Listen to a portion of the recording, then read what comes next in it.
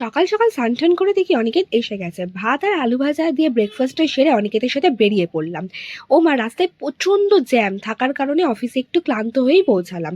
তারপর অনিকেত লাঞ্চ টাইমে ভিডিওটা নিয়েছে আর আমি টিচার্স ডের জন্য এসে রেডি হচ্ছিলাম, আর ওরা এই কেকটা এনেছিল, মানে আমার স্টুডেন্টরা। তারপর কেকটা কেটে নিলাম আর ওরা আমাকে গিফট দিল, আমরা গ্রুপ ফটো তুললাম।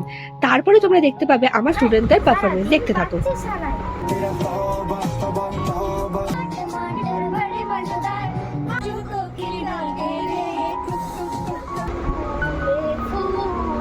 নমস্কার। চল